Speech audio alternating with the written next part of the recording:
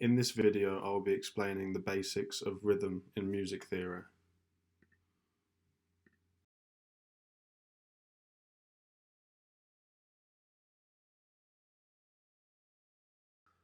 First, we will look at the different types of musical notes and their values. On this chart, we see the most commonly used notes in music, ranging from the longest in duration at the top down to the shortest in duration at the bottom.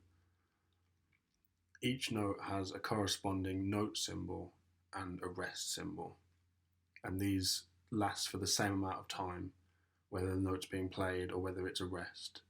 The duration of the note is the same. These notes have different names. So a whole note is also called a semibreve. A half note is also called a minim. A quarter note is also called a crotchet. An eighth note is also called a quaver. And a 16th note is also called a semiquaver. As you can see, eighth notes and 16th notes have something we call a tail. And when you write these notes in music, the tails will be joined together like this. A good way to see how the different values of notes relate to each other is with the rhythm tree. Here we can see how different notes fit into or are equal to other notes. So two half notes make a whole note, as in two half notes occupy the same amount of time as one whole note. And then so on. Four quarter notes occupies the same amount of time as one whole note. And this is the foundation of rhythm, knowing the different values of these notes and how they relate to one another is how we build rhythm in music. So now we understand the different basic note values, we can look at dotted notes. So here are some examples of dotted notes. The dot just means that you increase the original value of the note by half of itself. So in the top example, a dotted whole note is equal to a whole note plus a half note. And underneath, a dotted half note is equal to a half note plus a quarter note. And in the last example, a dotted quarter note is equal to a quarter note and an eighth note.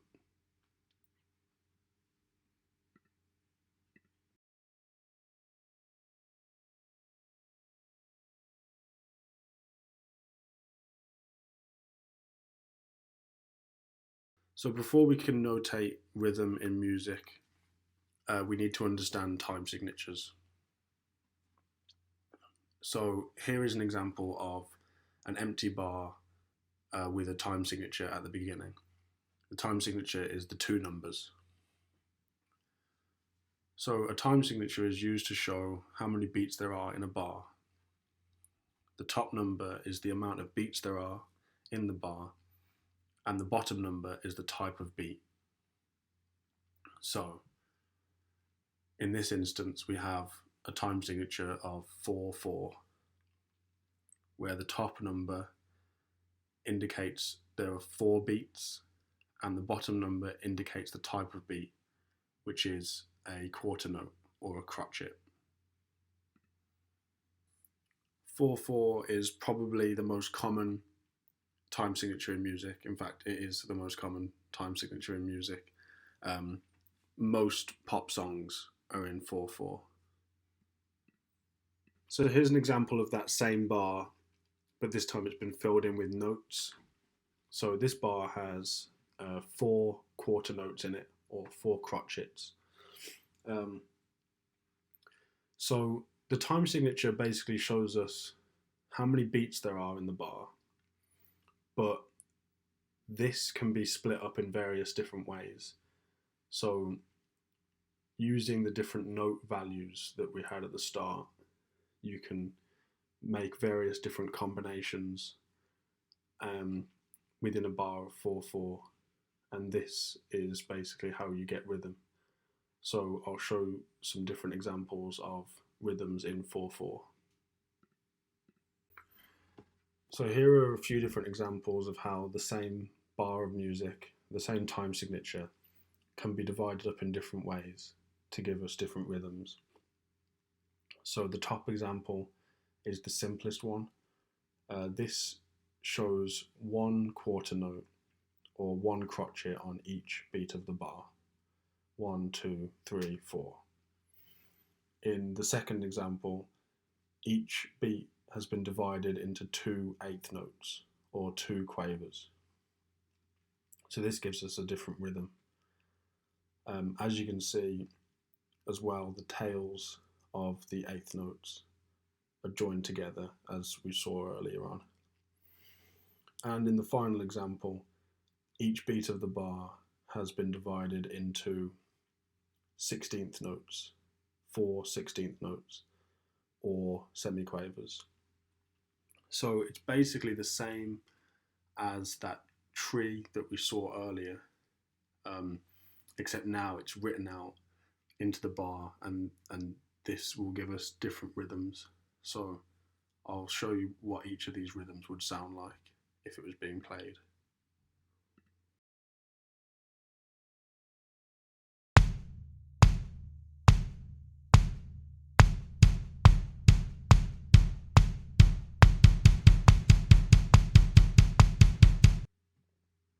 So 4/4 is the most common time signature, but we also have other time signatures, other simple time signatures. A couple of examples are 3/4. So this is 3 quarter notes or 3 crotchets per bar. And another one is 2/4. So that's 2 quarter notes or 2 crotchets in a bar. So these are examples of simple time signatures, but we also have another thing called compound time signatures. So compound time signatures are basically time signatures that are split up into groups of 3. So these include any time signature in which the top number is evenly divisible by 3, excluding when the top number is 3. So an example of compound time signatures would be 6/8. So this is 6 eighth notes or 6 quavers. 9/8, which is 9 eighth notes or 9 quavers. And 12/8, which is 12 eighth notes or 12 quavers.